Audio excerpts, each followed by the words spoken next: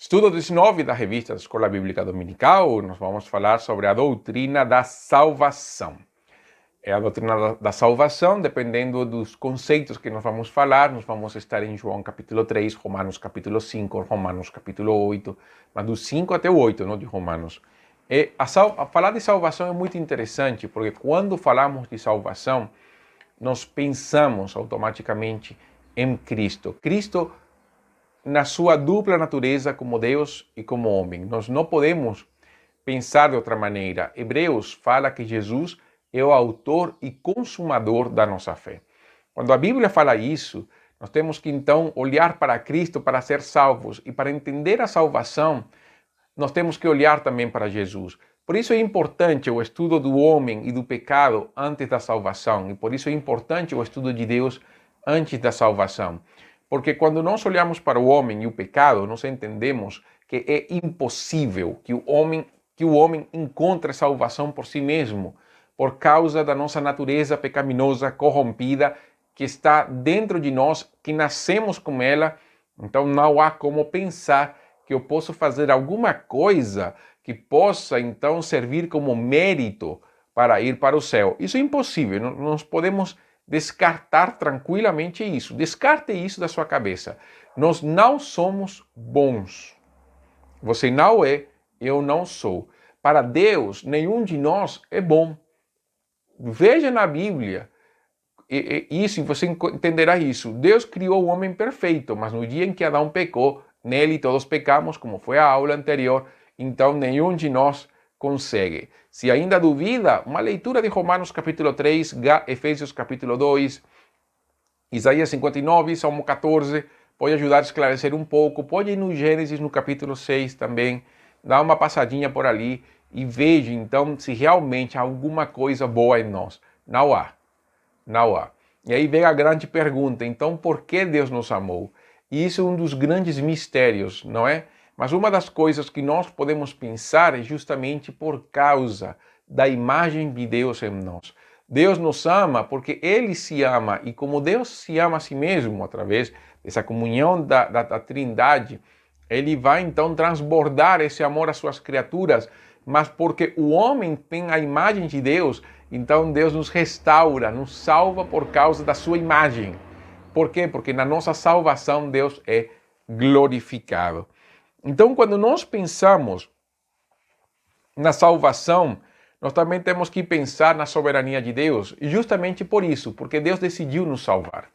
Impossível para nós alcançarmos o mérito, impossível para nós encontrar Deus, é impossível que nós possamos dizer, nossa, eu encontrei Deus até pelo meu próprio esforço e desejo.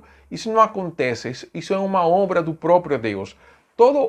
Toda a salvação é uma obra de Deus completa, uma obra do Deus Trino, é uma obra preciosa que nos foi dada pela graça, mas que teve um alto preço. Nós não podemos pensar que a salvação, sendo de graça, ela foi de graça, mas não foi. Nós recebemos a salvação de graça porque o preço da nossa salvação foi pago por Deus. Então, quando nós pensamos nisso, é claro que na próxima aula nós veremos a questão da eleição, não? E veremos algumas coisas da eleição. A aula será um pouquinho longa, possivelmente, e vai ser um pouco mais longa. Mas quando nós pensamos nisso, é claro que nós sabemos que a salvação vem por causa da soberania de Deus. Mas um detalhe é que nós temos que entender, e Efésios vai falar isso, e Pedro vai falar isso, que nós fomos eleitos por Deus. Deus nos escolheu, mas esse assunto da eleição e predestinação nós veremos na próxima aula, que será semana que vem. Mas uma questão interessante é que Deus decide salvar. A salvação não é algo que nós escolhemos, é algo que Deus decide, Ele escolhe. No seu conselho eterno, Deus sabia que o homem ia pecar. E como Deus sabia que o homem ia pecar, antes da eternidade, Ele estabeleceu Cristo. Pedro vai falar que Cristo foi um cordeiro imolado desde antes da fundação do mundo. E Apocalipse também vai falar sobre isso, sobre o cordeiro imolado antes da fundação do mundo. Pense nisso, porque a salvação não se estabelece no momento em que o homem peca no Éden. Já Deus sabia que o homem ia pecar.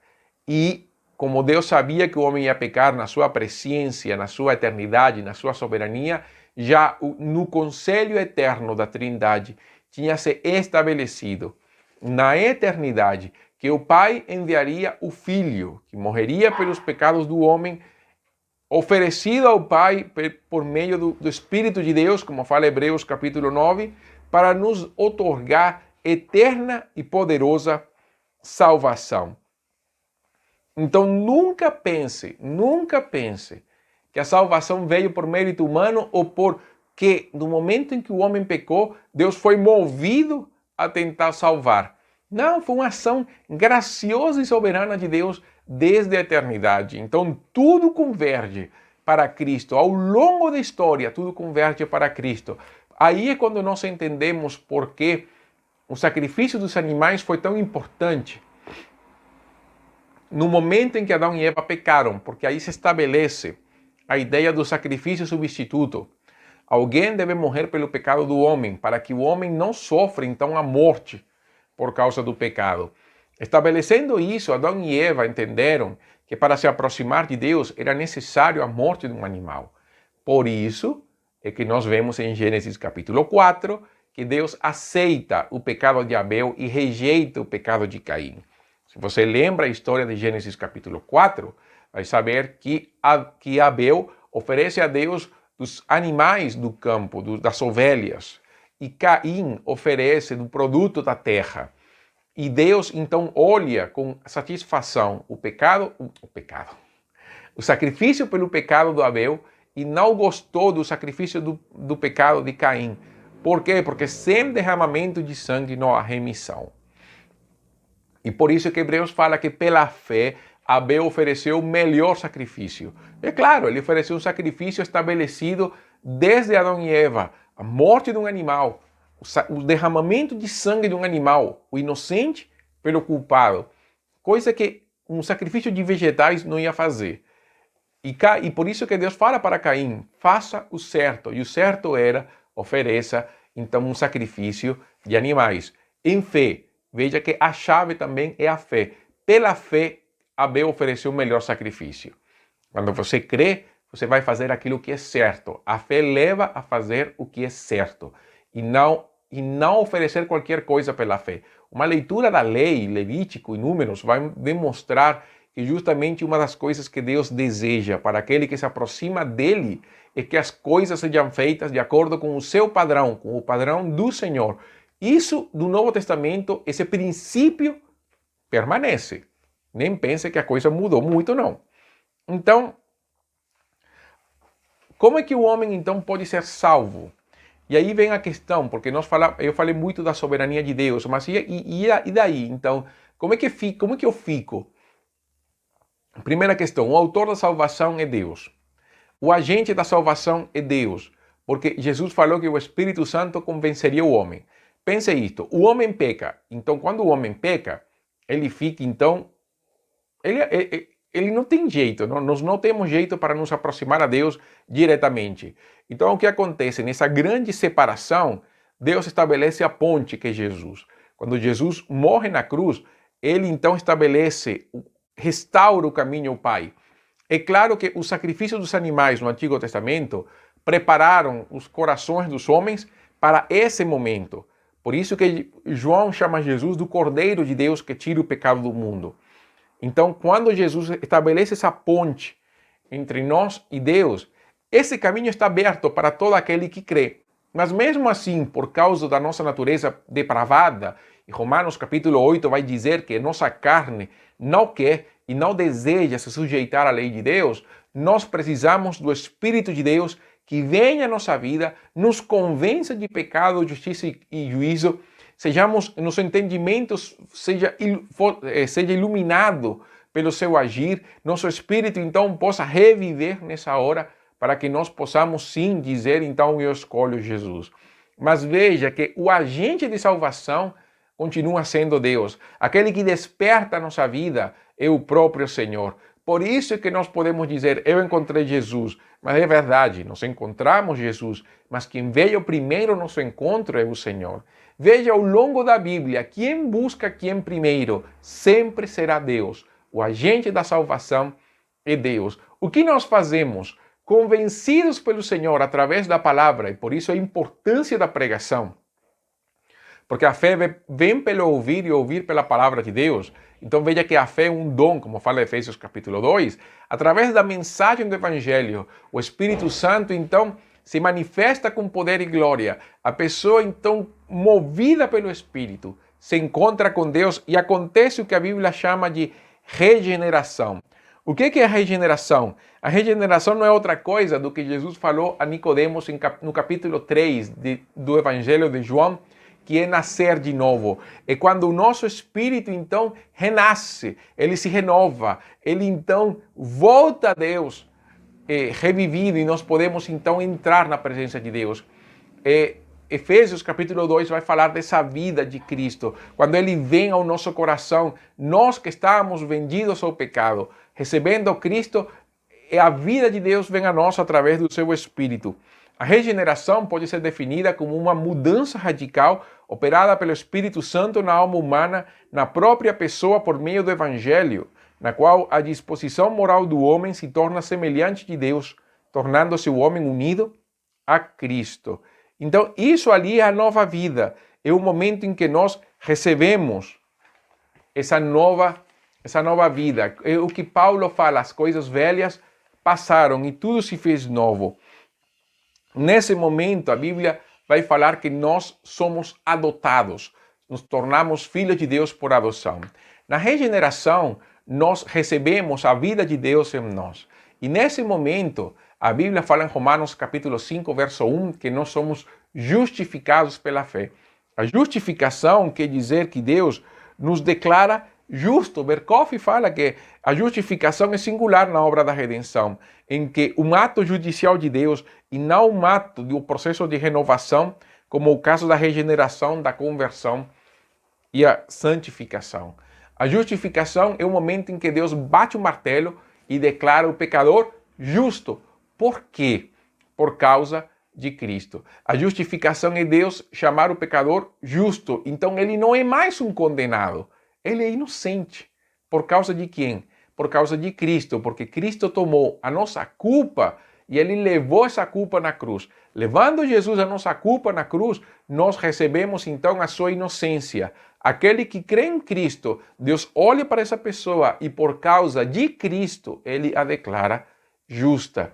E aí nos torna filhos, adotados. E como garantia de que nós somos filhos de Deus, ele nos dá o seu Espírito para que habite em nós como o penhor da nossa herança, como a garantia de que nós pertencemos a ele. E esse Espírito de Deus na nossa vida, que opera em nós como a garantia de que somos filhos de Deus, é ele quem vai iniciar em nós o processo da santificação, que não é outra coisa do que nos tornar filhos da casa.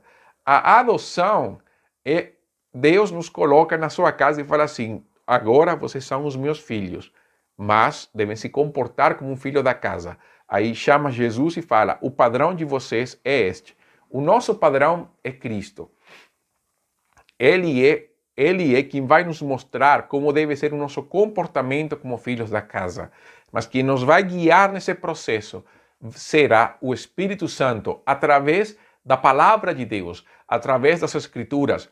Todas as vezes que nós lemos as Escrituras ou ouvimos a mensagem do Evangelho, o Espírito de Deus vem ao nosso encontro, confronta a nossa vida e nos fala daquelas coisas que devemos mudar.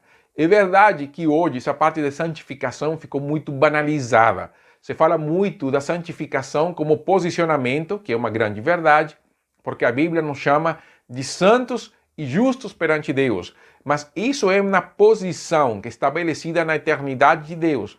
Deus, sendo eterno, nos vê já como produto elaborado, como produto terminado.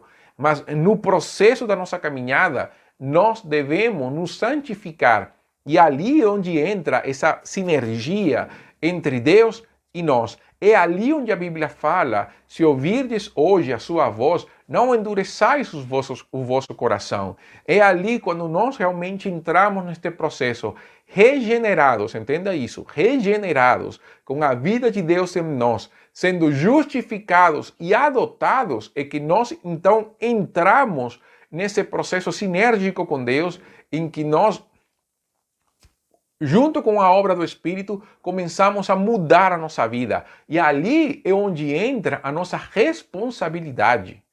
Por quê? Porque a obra santificadora é uma ação em que o Espírito mostra e nós devemos agir. Por isso que ali onde entra Efésios capítulo 4, Colossenses, 1 Coríntios, 2 Coríntios, na verdade todas as cartas, Romanos, Pedro, Tiago vai falar sobre isso, sobre as ações que nós devemos fazer para termos uma vida santificada. Mas entenda uma coisa, nós não fazemos isso para sermos salvos.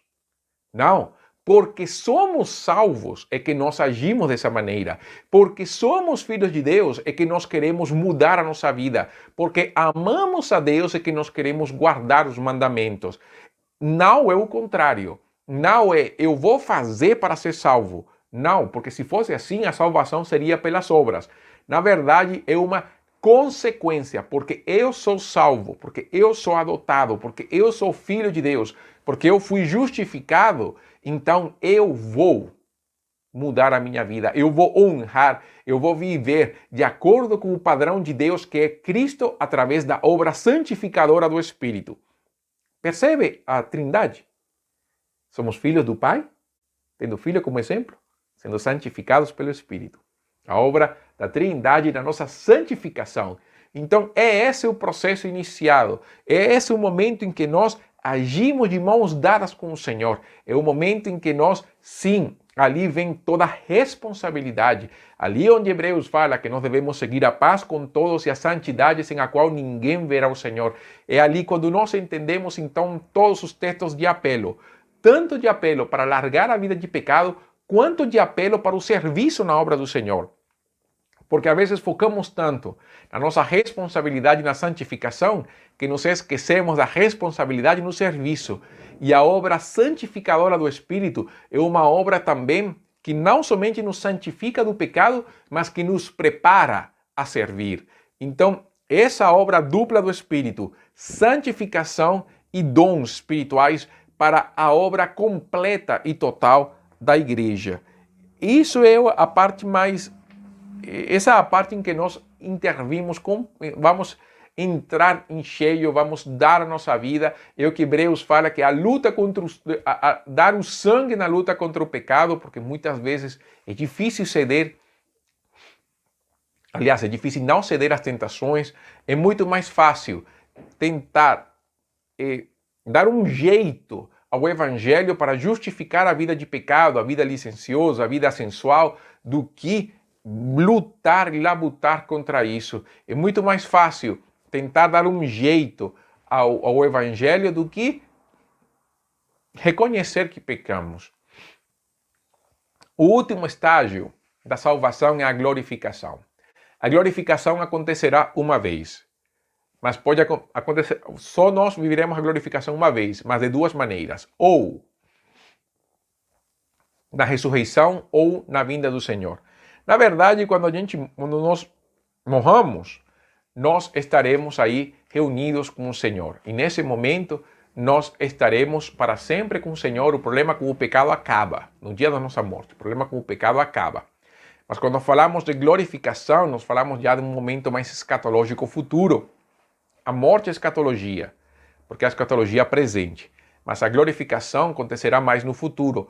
Corpo glorificado, quando na ressurreição os mortos em Cristo serão ressuscitados, ou quando Cristo retornar, que acontecerá simultaneamente, aqueles que estiverem vivos, que estivermos vivos nessa hora, quem sabe nós estivermos vivos na vinda do Senhor.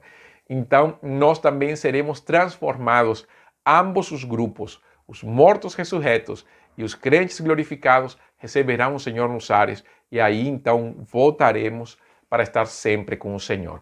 Isso é a glorificação. É um momento maravilhoso.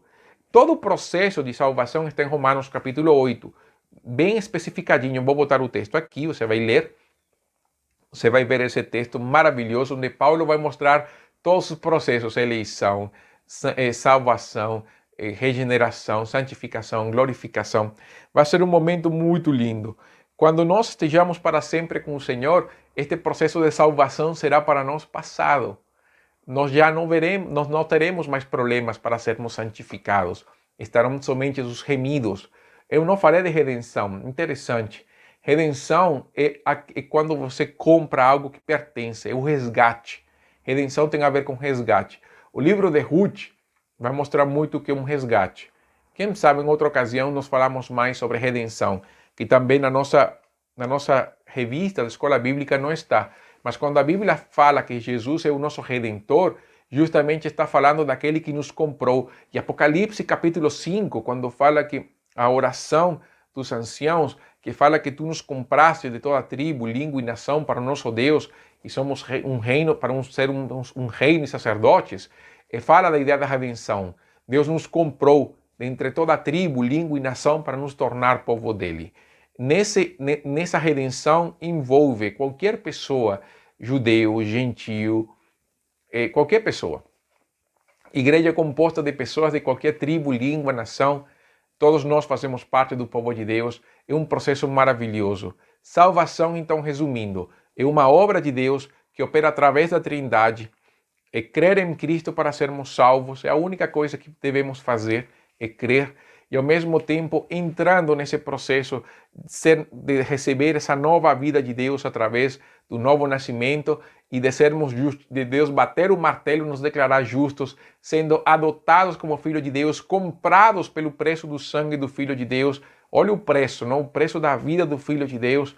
Então entramos num processo de preparo através da santificação, em que você e eu, guiados pelo Espírito de Deus e através da comunhão mútua da igreja, que eu não falei sobre isso, mas que são tantas coisas para falar em tão pouco tempo, somos preparados para a nossa glorificação, o encontro físico com o Senhor.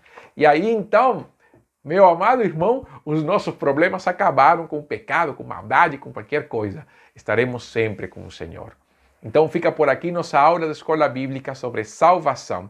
Tem muita coisa, é claro que em teologia básica vai ter muito mais sobre isso nos próximos vídeos, então fique ligado ali, mas que Deus abençoe, mas por aqui, qualquer dúvida, então estaremos no nosso grupo bate-papo ali para esclarecer qualquer coisa. Que Deus abençoe, esta foi nossa aula de EBD sobre salvação.